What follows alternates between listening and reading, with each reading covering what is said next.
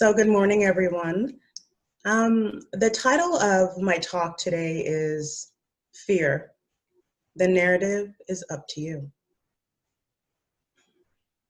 So, how are you coping? How are you surviving? These are two of the questions that I have routinely been greeted with by well-meaning friends and strangers over the past few weeks and months. And each time I hear those two questions, I feel like a pit in my stomach.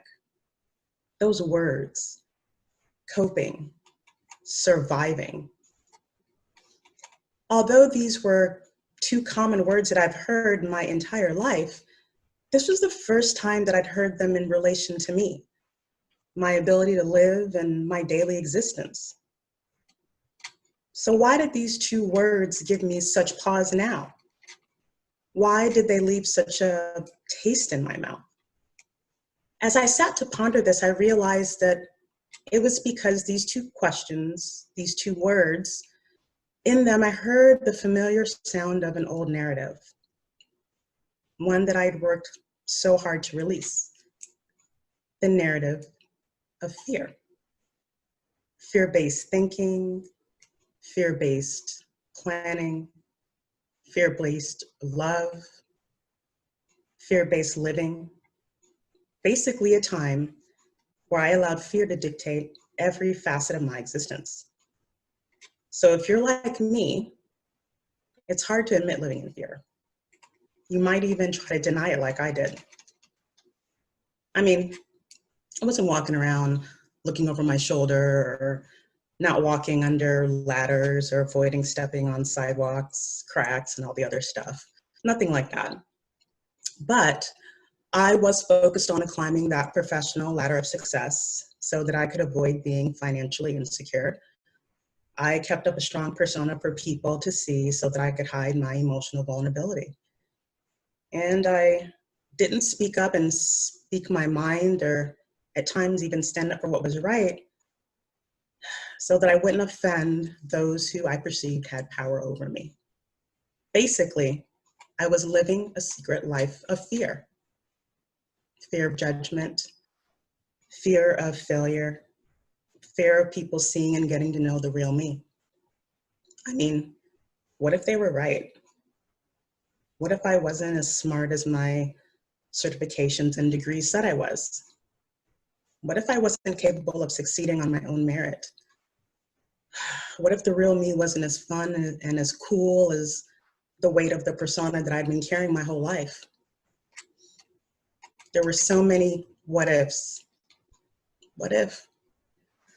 So I got to the point where I just became tired of engaging in the mental gymnastics of the worst case scenarios of what if, and using that to propel me forward in my life. Instead, I gave up. Well, more accurately, I gave in. I gave in to the concept that God loves me. Yeah, that was it. You know, like some of you, I was raised to believe that God loves all the little children and that we are all God's children. Now, even though I had questioned some of the dogma with my religious upbringing, there was one thing that I never questioned, and that was God is love, and God loves me. And despite what various man-made religions will claim, God does not have the capability for hate. For hate is a human emotion, and God's mind and capacity to love is far beyond that of humans. So much so that our minds simply cannot comprehend it. So I gave in to the one thing that I knew for sure. God loved me. And because God loved me, whose judgment could I fear? Because God loved me, I would be welcomed back and comforted after any and all of my failures. Because God loved me, I could rest assured knowing that the real me was uniquely and magically created, so anyone else would be a fool not to see what God sees. Although the uncertainty and fear created by the what ifs would be there, I was able to replace them with confidence and the freedom of, why not? Why not be my true self? Why not follow my passions and do what truly makes me happy? Why not? Now, I know you're probably wondering, well, how did all this come about? What made you give in to the simple notion of God loving you? Did you just wake up one day and decide to stop living in fear? No, I didn't. And I'll be honest and just say that I got tired. All the energy that I'd spent pushing myself out of fear was wearing me out. I was ready to stop taking the proverbial blue pill of ignorant bliss, referencing the Matrix for those of you who don't know, because I realized that there was nothing blissful about living in the land of what if. In fact, it was stressing me out. Now, I remember being at work one day many, many years ago and feeling like I was floating on a lily pad in the middle of a pond. And you might be thinking to yourself, oh, that sounds like such a tranquil scene, so peaceful. Well, not for a type A person like me who always had her life planned with goals and timelines. It was a feeling of not progressing forward, yet not going back, in a standstill. While to observers you appear outwardly comfortable, but inwardly being frustrated at the lack of movement. Like pedaling your feet underwater so hard, but not making progress in any direction. I was treading water in the stillness of the pond of what if, and I was exhausted. It's like I came to the point on that lily pad where I asked my higher self, what is keeping me here floating aimlessly like this? And the answer I heard was nothing. So I asked my higher self, what if instead of floating, what would happen if I got out of the pond? And the answer I heard, I've been waiting for you to ask that very question. Are you ready to find out? And that, my friends, was the place that I left off writing this talk 2.5 weeks ago. See, normally whenever I'm asked to give a talk at a church, I start writing it the week before to allow my life to show me some lesson to share with everyone, which normally results in me staying up until the wee hours of the morning on the day of the talk, trying to put into words the last minute bursts of inspiration. Well, let's just call a spade a spade. It's procrastination. I procrastinate a lot. So I decided this time to start super early with putting this talk together. After all, Reverend Kimberly had asked me to speak months ago. So there's really no excuse for any last minute rush. But you know what also motivated me to start early? Fear. See, I had a full moon ceremony that I was hosting on Friday evening, and I knew that my mind would be preoccupied this past week with everything leading up to it, because I know I'd be focusing my energy on preparing for it to make sure that it went smoothly. So again, I knew that it was fear of being judged for not presenting a perfect spiritual ceremony that made me get an early start on writing. So 2.5 weeks ago, after getting the first part of it down that you just heard in the beginning, and making a few bullet points for the remainder, I knew that I could easily wrap it up yesterday once I was able to fully turn my attention back to it and could easily just devote the whole day to writing. Again, this is what I thought as I left it 2.5 weeks ago. But as I've come to understand time and time again, there are no coincidences. Now, Reverend Kimberly asked me last month what my topic was, and I just said, fear. That's what came to me at the time. And with the state of justified hurt and frustration our country is currently in, I now understand why that particular topic was given to me so long ago to talk about today. And for those of you who've heard me talk before, you know that I always get confirmation from above of things that I need to do, but attempt to shy away from when my ego steps in and tries to take over. So at first I said, oh, well, I'll talk about something else. But then my need to talk about the topic of fear was confirmed for me on Thursday evening as I sat on a Zoom conference about meditation. And the presenter randomly put up a graphic that said, fear, forget everything and run, or face everything and rise. Forget everything and run, or face everything and rise. Forget everything and run, or face everything and rise. And I'll give you a few seconds to let those words sink in.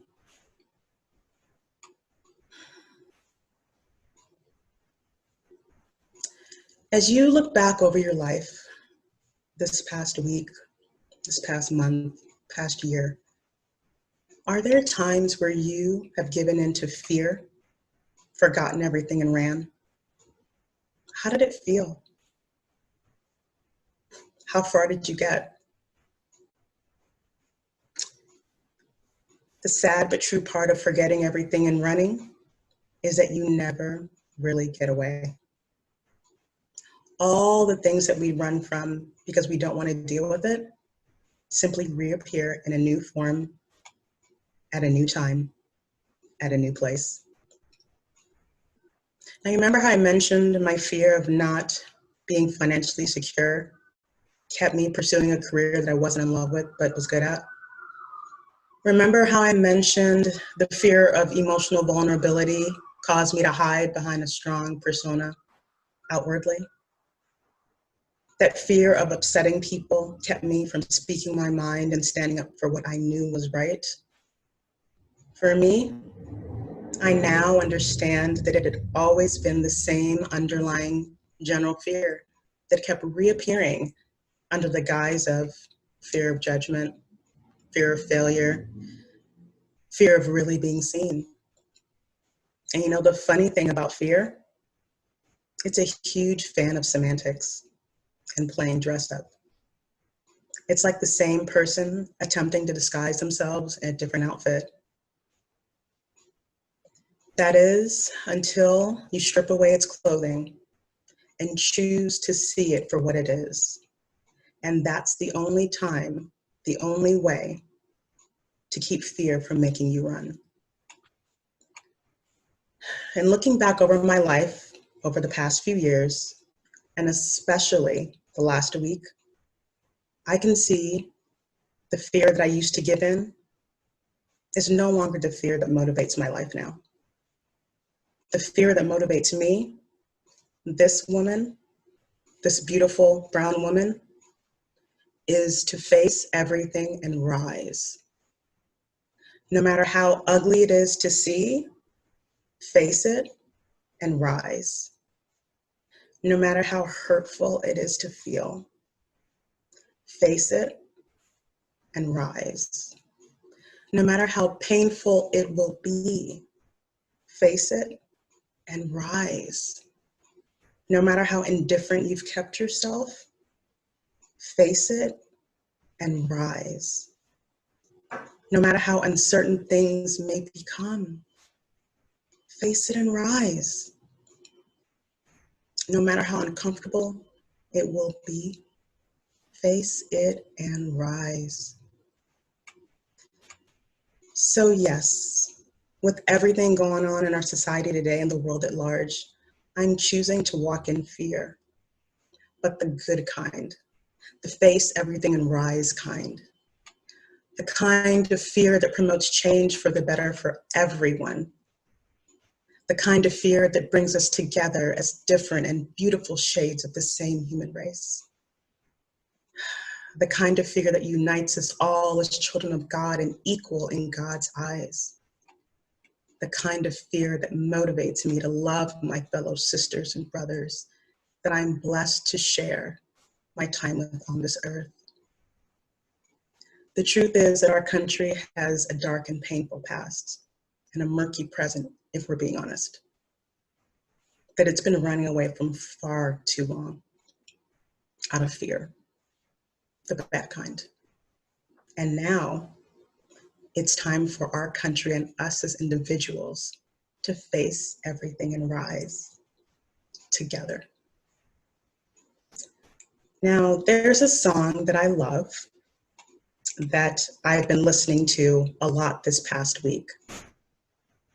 And I wanted to share it with you all in hopes that it can remind each of us to have peace and patience with ourselves and each other as we navigate and transition to this new, good kind of fear. This song is called Inner Peace by Beautiful Chorus.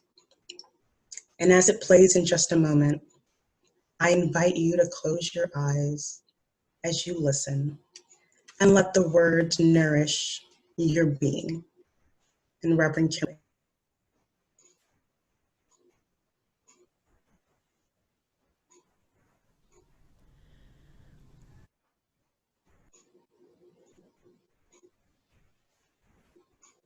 We've known it long.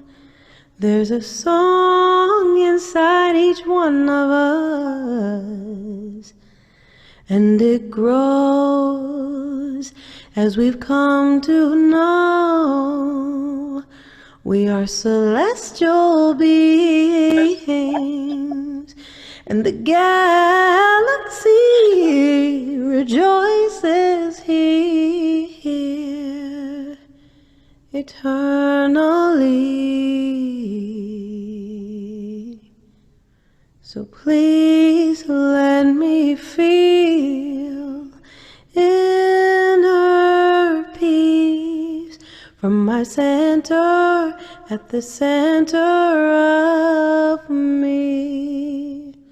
Please let me feel inner peace from my center at the center of me.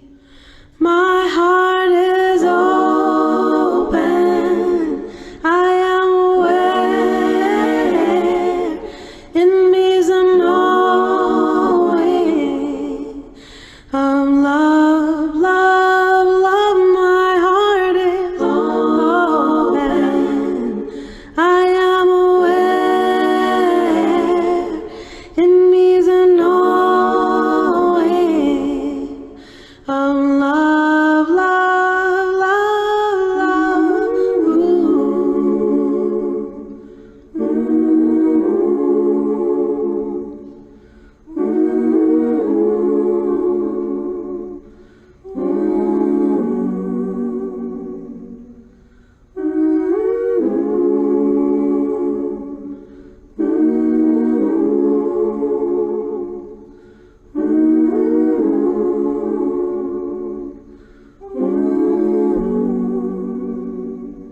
Please let me feel inner peace from my center at the center of me.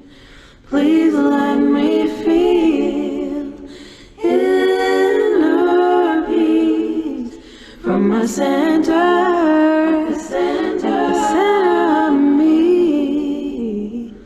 Please let me feel, please let me feel peace from my center and the center of me.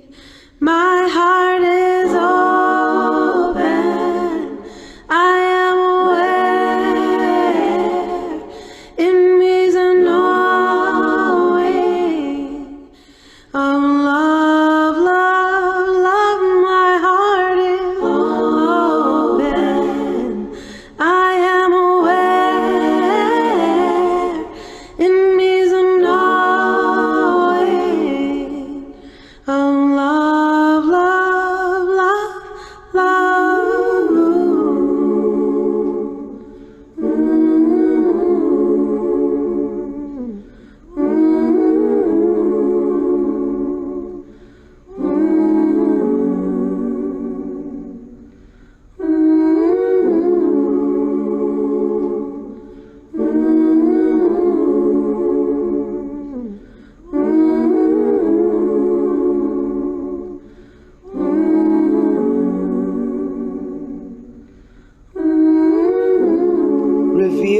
our true nature. We are all divine emanations, each of us a blessed letter emblazoned in sacred text. Made ready, we will shine, one beautiful moonbeam at a time, until the world is bathed in radiant splendor. Give us the ears to hear the celestial blast.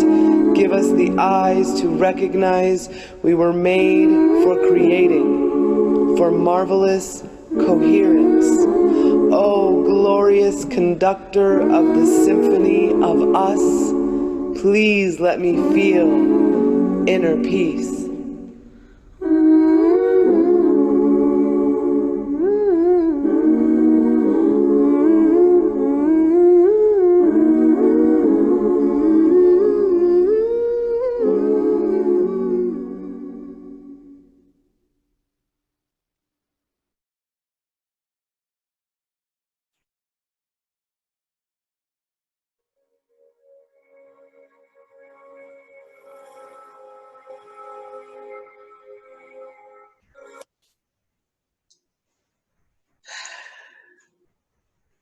Fear. Forget everything and run, or face everything and rise.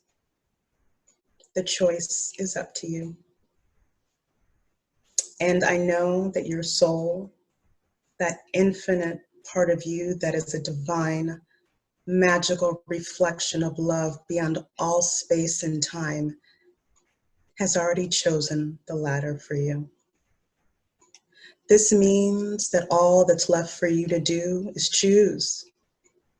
Choose to replicate here on the earth plane that which you have already co-created with your soul. I know you can, and I know you will. And I know that God's unconditional, abundant love can help and guide us all to be in true loving peace with each other, so that we can rise up together and make the world a better place for all of us. Thank you, guys.